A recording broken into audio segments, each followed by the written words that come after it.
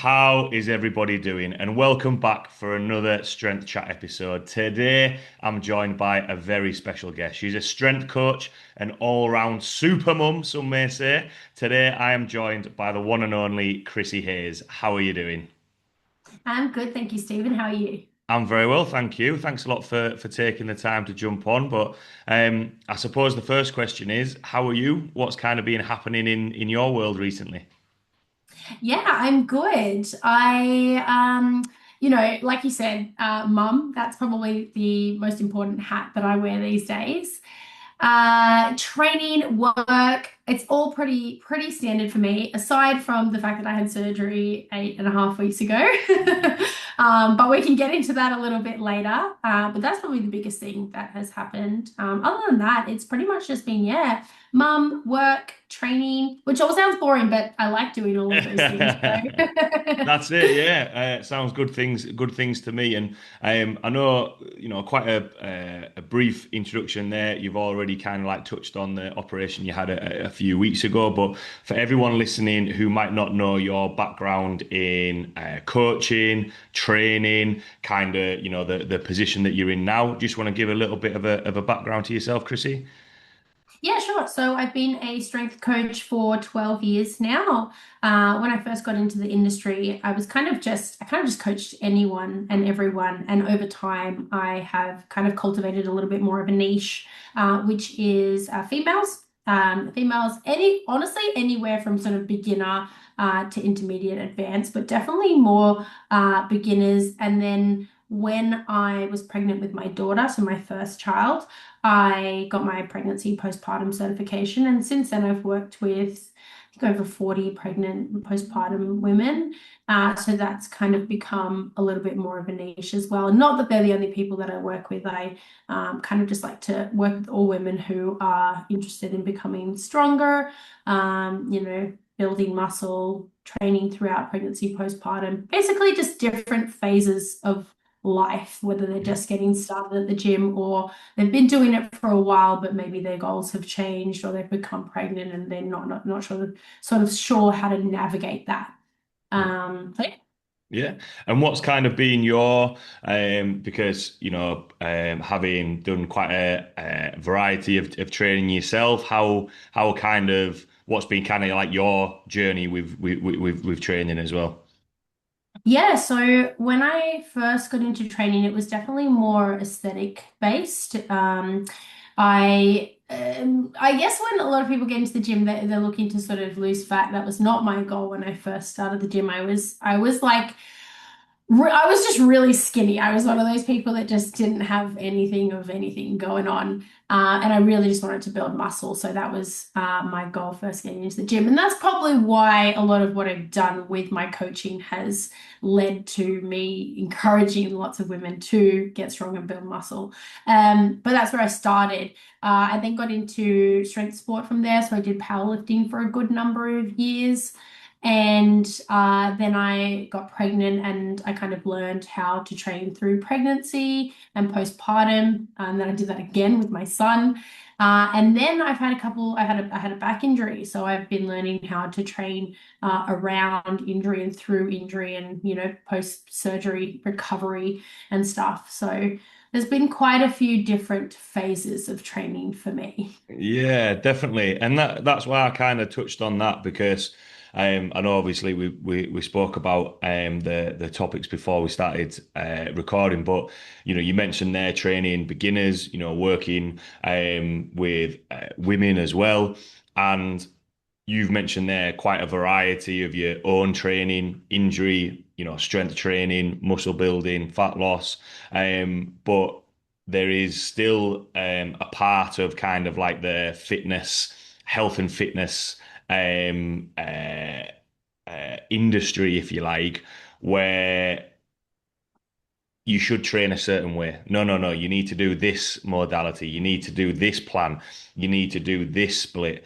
And I suppose, from your experience, why do you think there is a trainer thought that you should only train this way from a client and coach's point of view? And what are your thoughts on, is that right? Is that wrong? Does that work sometimes? What's the difference in terms of, finding kind of like your own way in terms of training? Does that kind of make sense? Yeah, sure. I think a lot of the confusion these days, I feel like it used to come from old myths, that old myths die hard, kind of like habits, sometimes when people believe that for a certain period of time, it takes a long time for it to go away.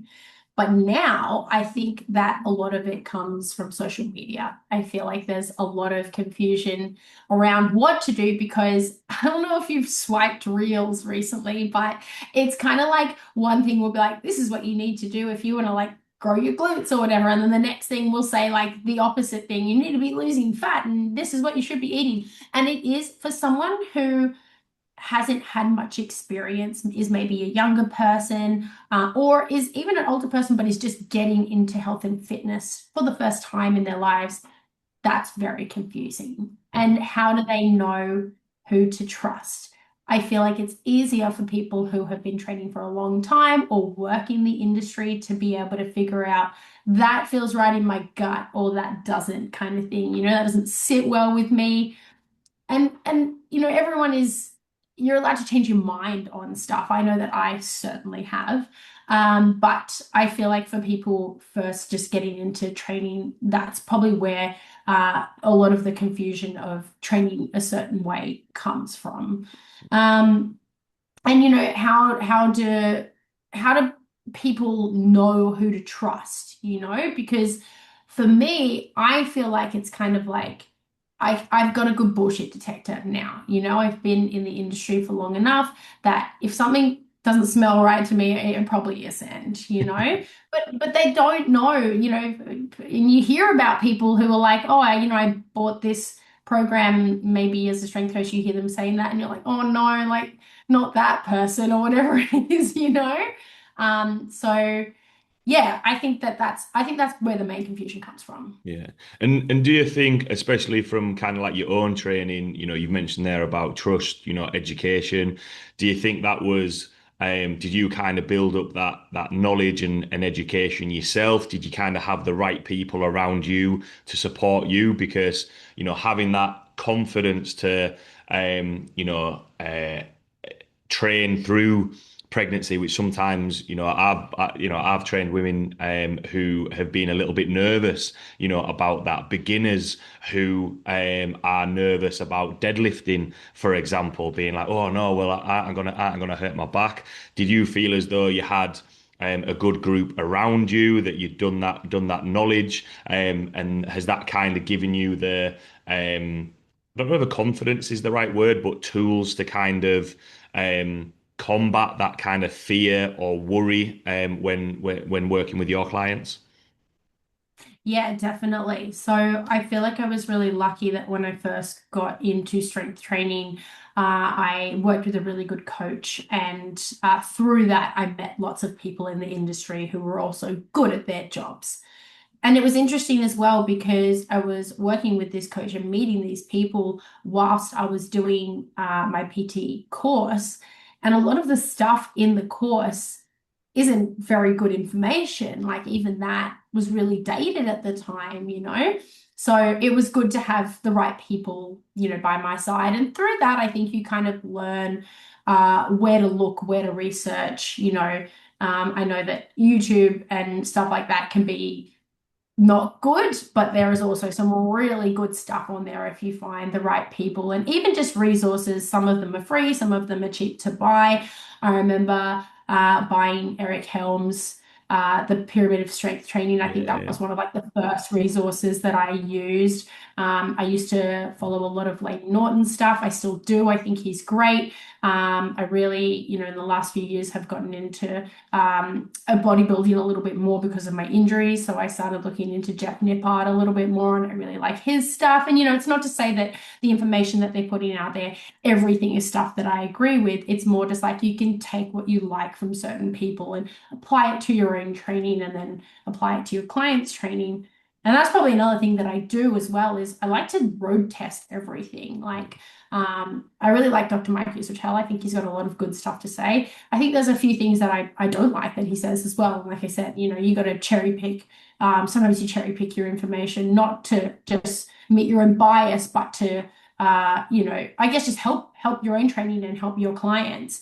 And I've learned a lot from him and just like tweaking certain exercises to make them feel better or make them more useful for my own training. And then road tested them myself. And I've gone in thinking sometimes like, oh, this isn't going to feel good or this, won't work. And then I've done it and I'm like, oh my God, that's like, completely changed the way I feel about that exercise. And then I've been able to, pass it on to my clients. So I think if you find the right resources, and then you can obviously, in instances like exercises, you can road test them yourself. Then you can kind of figure out who like the right people to trust are. Yeah, definitely. I really like there that you've said, you've mentioned a couple of people there, and taking the things out that you would have from there, and that I think that kind of goes towards what we mentioned about at the start about only that one way of training. Do you think the mindset that kind of you've shown there around your training about I'm gonna take this, see what works? Do you think that allows you and that mentality with your clients not to kind of get penned in one way of thinking, and then naturally over the course you touched it on at the start about transitioning throughout your life in terms of what you want to train to. I know for me, for a long time, after I stopped playing as much rugby, I was all in on powerlifting. That's all I would do. Whereas yeah, powerlifting in 30 odd degree heat in Thailand isn't the main priority that I want to do now. So my priorities shift. I wanted to drop a little bit of weight, feel fitter, but feel strong as well. And do you think having that mindset of picking different things allows, from your own experience, but also clients that you've worked with, to change their training over time and make that sequence a little bit more, make that transition a little bit more easier, depending on whether their priorities have changed? For example, having children, moving, all those sorts of things. Does that kind of make sense? Yeah, for sure. And yes, I do. I think that seeing training as, something that is a habit that you do and a constant in your life is the most important part. I don't think it matters too much what the actual training is or how many, days you go or, it's more that it is there because it's not even I don't think that training is not a hobby. I feel like a lot of people think that it is. I don't think training is a hobby. Training is a necessity for health. It's got to be done, if you want longevity and you want to be a good parent, you want to stay fit and healthy, you want to, live for a long time, all of those sorts of things. So finding ways to enjoy exercise is the most important thing. And like you said before, when you were, in the UK, powerlifting worked for you because, the weather's a bit cooler and, you could dedicate maybe a little bit more time. Now you're in a warmer climate. Like you said, you want to lose a little bit of weight. The goals shift and change, and they will over the course of your life, regardless of who you are. And being able to apply training to whatever circumstance you're in is very important to be able to keep it going for sure. Yeah. And with that, obviously, you said training there, and there's people will put their hands up and say, I'm a powerlifter, I'm a CrossFitter, I'm a strongman. Whereas when you're saying there about training, it's kind of a necessity for life, stress relief, being able to strong enough to pick your kids up, be able to, if you're an older client, that fear of, not falling over and then being able to get back up. Do you think sometimes, and this might be a little bit of a tangent, but when people are saying it's powerlifting and or CrossFit or just, which is nothing wrong with them, I've got clients that compete in that same as like high rocks. but that's the only thing that they do. And do you think when it gets to a point where maybe, injuries come in or they don't have as much time to prep for a high rocks or whatever it may be, that actually, the life benefits of the training can sometimes be difficult to manage because they've kind of put all their eggs in one basket in one training modality, as opposed to, being able to do a little bit of everything, and not, I suppose, yeah, to sum it up, not taking that one sport, which, powerlifting is a sport, so seriously, and being a little bit more flexible in training, and being like, ooh, I might use a trap bar rather than a straight bar for deadlifts. What are kind of your thoughts on that? Or, have you experienced that with the clients that you work with as well?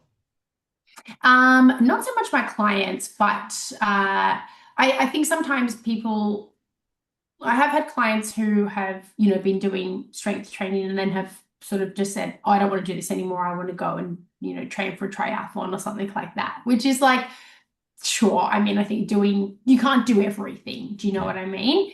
I have not so much with clients, but definitely friends, or, people that have trained in gyms together and stuff like that. I've seen that happen to them for sure. And I think you're right.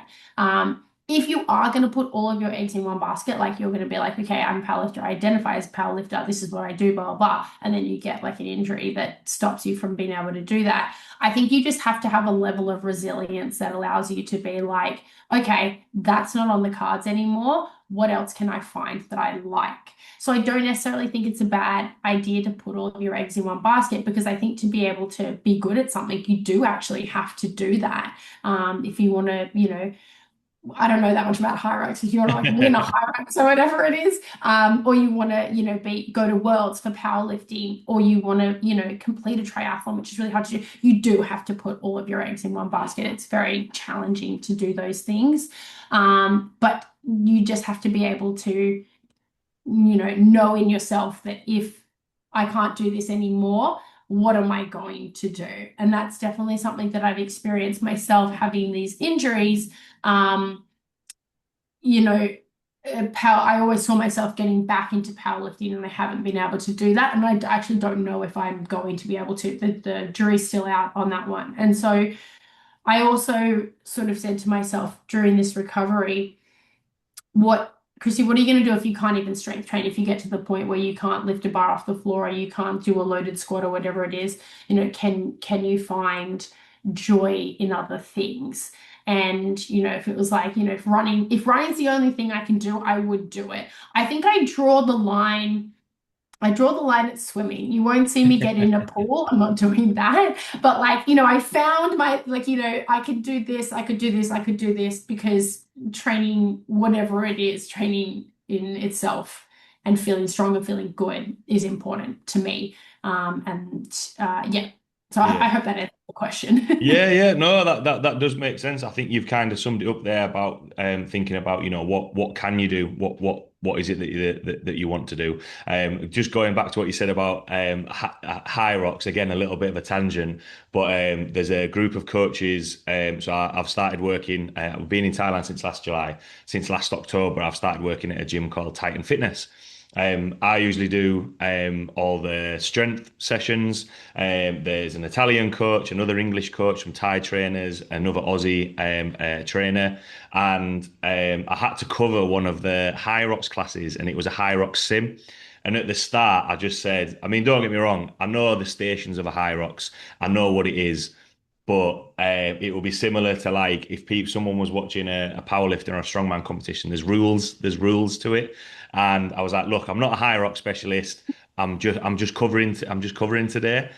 And I didn't realize that for the burpees, here's a little fact for you. There's actual rules for the burpee broad jump where your hands have got to be. And this guy asked me, and I was like, just do a burpee Don't and jump know. forward. I'm literally, but it was kind of that thing of, yeah, if you're doing that for a sport, I didn't know that. I just knew generally what it was or anything like that. And I think actually, going back to what I was saying about people being like really specific and really focused, what I thought was nice about that guy that asked me that question was he'd come to, when I started speaking to him afterwards, he'd basically come to Fitness Street in Phuket in Thailand just to generally get fitter and kind of like find what he wanted to do, which when you're saying there about, the mindset about picking different things from different coaches, thinking what can you do?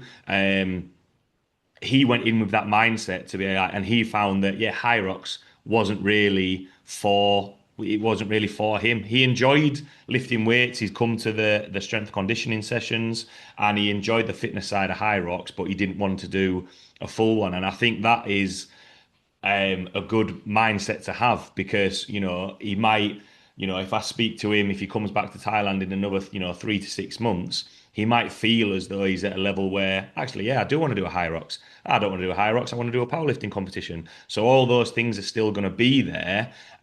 Like what you mentioned, with injury or time commitment, that's maybe going to dictate how much you can invest in those things.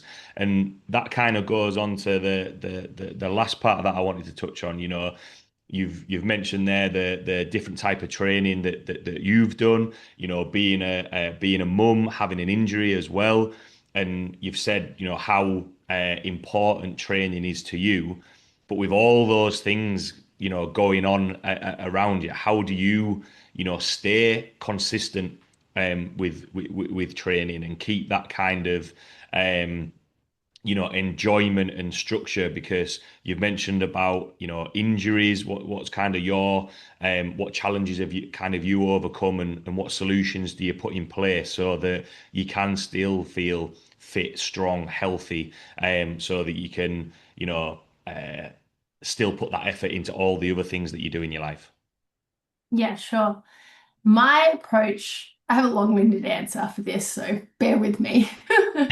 Um, my approach is never stop, which I think for someone who has never, sort of taken exercise seriously or never really trained sounds like obsessive, but I think is a necessity. And of course, there's times where you have to stop training that, you might get like you get like a stomach virus or you go on a holiday where there's no gym, stuff like that. Do you know what I mean? Like there's never going to be a time where you can just train all the time. But I think that when you think of all the things that can pop up, traveling for work, your kids get sick, you get sick, you go on holiday, like you can end up missing weeks and weeks and weeks of training through the year. And I think that's where people probably see their progress stall the most because they haven't prepared for those scenarios. So I think trying for people, who want to have a little bit more consistency or just resilience generally is try and plan for those scenarios because they're gonna happen.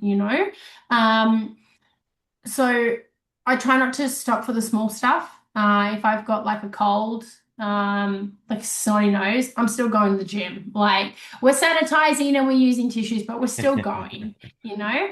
Alex and I, my husband and I, we're lucky we have support with the kids, and I know a lot of people don't, but I also use the creche for kids. So that's an option as well. Missing a session every now and then doesn't matter so much. It's more, if the sort of stuff that pops up all the time. So I think just planning ahead, looking ahead, if you're traveling for work the week after, find a gym, call them, say, do you have trial sessions? Can I come in and try the gym or do a casual, stuff like that, you do just have to sort of plan ahead a little bit. So that is probably my approach for consistency and going when you don't feel like it as well. Just training, like I said before, training is not a hobby, it's a necessity. So if you don't feel like it, you got to just get your butt in there and do it anyway. But I think there's also things that you can do that make it a little bit easier to achieve so that if you don't feel like going for whatever reason, your motivation's low, that happens to everyone. Find a way to get in there. Maybe you do a session like of machines, just machines. Maybe you pick some machines in the gym that you haven't used before just for fun.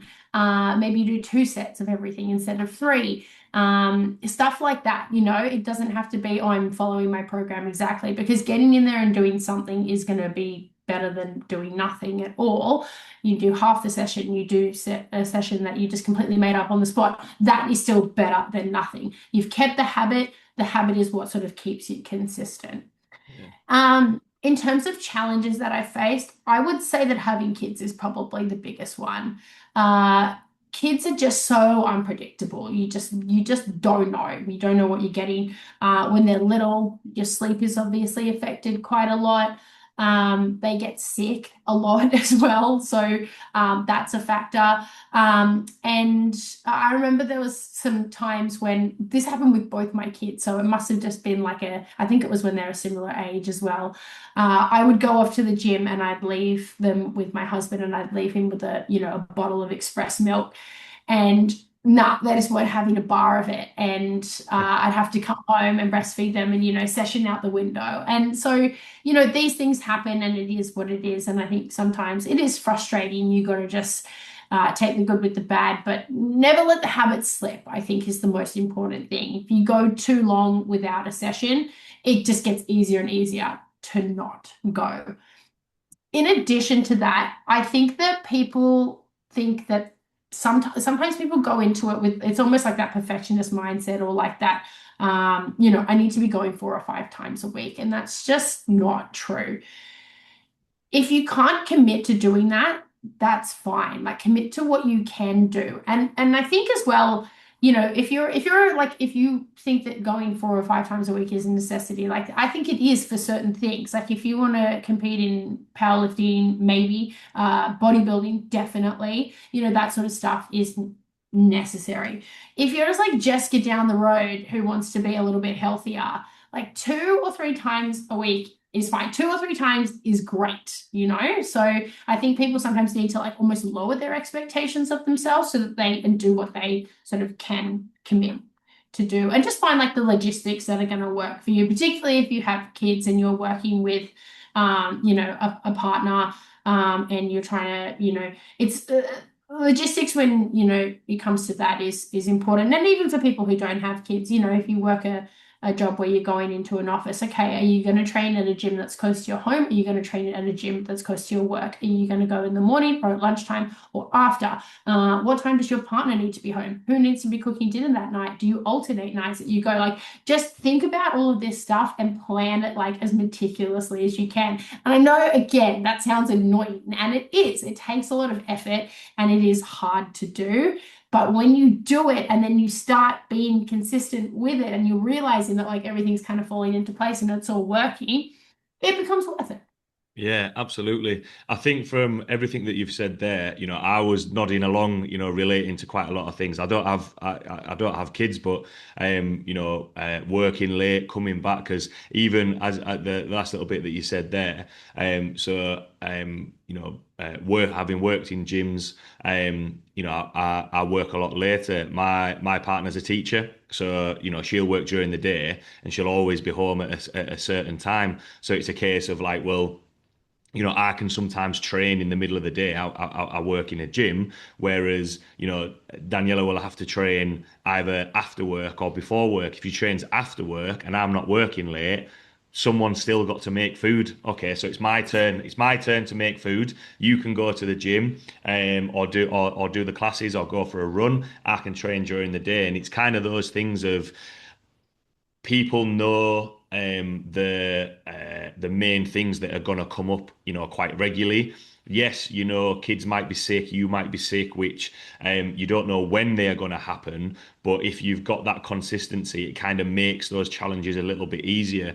One thing that and I know, there's levels to this, but speaking about, injuries, the operation that you had as well, there can be a lot of, clients and listening of, oh, well, I've got an injury. Well, what can I do? And you've kind of mentioned there, will you be able to use a barbell again? You've been kind of doing a little bit of a bodybuilding training and kind of, maybe coming full circle a little bit on this about, just that one modality of training, that mindset about being willing to be able to do things. do different things, plus the consistency that you've built up. How have you kind of found this period in terms of training, keeping up that habit, but also having that mindset of still feeling as though you're moving forward with training, if that makes sense? Mm. Sometimes I don't necessarily feel like I'm moving forward with training. But I also think that sometimes progress, can be a little bit overrated. And I say that, and I actually talk about progress with my clients all the time, making sure that we're lifting heavier and making our muscles adapt and et cetera, et cetera. But I also think that the habit and consistency of training is more important than making progress. Of course, we want to be training hard and, especially for us women, making sure that we're forcing the bone remodeling process, making sure that we've got nice, strong, healthy bones and muscles. But like that all starts with getting in there and getting it done first and foremost. So, like, find that first and then take progress from there. Um, in terms of training, after injury and sort of, what do you do from there? Um, it's probably outside of being pregnant because my motivation was like at the lowest that it has been training when I'm pregnant. It's very difficult. It has. It's been the hardest time of my life training, and I think I feel lucky because I really like training. I really like exercise, and like I said, there's so many things that I would do if I couldn't, use strength training in the way that I am or powerlift or whatever. But a lot of people don't have that. So to a degree, finding stuff that you like to do is important, or at least stuff that you can, isn't so overwhelming to you that you can make it happen 2 or 3 times a week or whatever. But it has been really challenging. I think that, when you're training after or, through an injury, the first thing I would say is, don't stop again. Like, don't stop training. Go and there's very, very, very few injuries that actually require you to stop training. I mean, like my one of my discs just completely shat itself, and I'm still able to train. Do you know what I mean? Like I was in a lot of pain, and I was still able to train. So, I know you said you played rugby, you probably maybe even experienced injuries yourself, or would have seen people who have injuries. I mean, my husband and I watch a lot of rugby league, and you see them, they get injuries, and then they're back in a few weeks, and that's because they go and see their physio and they do their rehab and they keep moving and they keep training. So, number one is don't sit down, don't lay down and rest. It's the worst thing that you can do for the majority of injuries. Um, and the second is, yeah, go and see someone that you trust, a good sports physio, and make sure that you've got a rehab plan and that you actually do the rehab plan as well. And because that's going to sort of get you back to like return to play or, if it's sport or just, get you back into the gym, in a healthy way. And it's crazy because when you actually do the rehab, it can take a couple of weeks, but it really does make a difference. Like those physios, they know what they're doing. And another part of that can be working with the coach and finding ways around, if you have to rehab, your ankle, for example, that, you can still train your upper body. I'm sure there's cardio that you can find to do. There's still core work. There's lots of things that you can do. So I think, never sort of just shut out the possibility, of training when you are going through an injury. I think I've forgotten the question now, but I feel like No, no, I think that was it. You said quite a lot there about with injury, your own injury as well. I know for me, especially in just touching on the rugby side of things, especially during lockdown, the NRL was the main sport that was on. I watch a lot of Super League, but especially being in Thailand, I can watch a lot of NRL. I lived in Melbourne for a year, so watched quite a lot, and you do see some of the injuries that they have. And people might shoot me for saying this. I do think the NRL is a completely different level to the Super League. But you see some of the injuries that they have, and in a couple of weeks, the back training from the bit of work that I've done with professional rugby league teams in the UK. It's because they find something else to do, into terms to keep training, keep that consistency, Exactly like what you said, because if you stop, it's much harder. It's much harder to get going again because that week off training becomes 2 weeks, 3 weeks, and builds from there. And that's why, especially from your experiences, the content that you share as well, it's kind of that thing of, you can do something, and it makes it a lot easier. I mean, I'm not saying for all the powerlifters, CrossFitters listening that you need to stop doing what you're doing, but just have that little bit of flexibility of I know for me, when I first came to Thailand, I started doing different classes, because I couldn't always do the sessions that I wanted, that I wanted to do, just because the gyms might not have been set up from that. And as well, when I'm doing some squats or deadlifts and I'm dripping with sweat, I'm like, oh, I may as well just go do something else. And it just means that, yeah, you can still do the barbell lifts, but it just opens up different options, to that. Quite a lot of topics and a couple of tangents thrown in there, Chrissy. But the last question that I like to ask, from everything that we've spoken about there today, what would be your take-home points or words of wisdom for everyone listening? Um, it would be it would be the thing that I've mentioned a couple of times already, which is don't stop training. Find a way to get your training done, even at the hard points of your life, because training can be a way for like even if it's hard to get in there and get it done, it's one of those things that I talk to clients about this all the time. You almost never regret the session. Do you know what I Yeah. mean? Even if it's a short one, or if it like wasn't that good, I feel like you still just walk out of the gym feeling better than you did when you walked in. So never stop, basically. Yeah, yeah, yeah, and that's it. There's it's that thing of training's for life, just not for summer or whatever the phrase is Yes, there. yes. I used to work with a guy who was a little bit older. He would have been maybe in his early 40s, mid 40s when I first started working with him, and he was originally from Barbados but moved to the UK. His goal in life, he was a really big surfer, and his goal in life was to still keep surfing into his 80s, 90s. And it's kind of that thing of, you know, um, people, yes, want to be looking really good for summer and holidays and those sorts of things. But I would say, it's not a massive, massive priority all the time, but just sometimes think, what you're going to be doing when you're in your 50s, 60s, 70s. You still want to be able to have a life. Yeah. So, yeah, thanks a lot for taking the time to jump on, Chrissy. Really, really enjoyed chatting with you today. If anyone has any questions about what we've spoken about today, want to reach out to you or see the content that you share, where could people find you or reach out to you?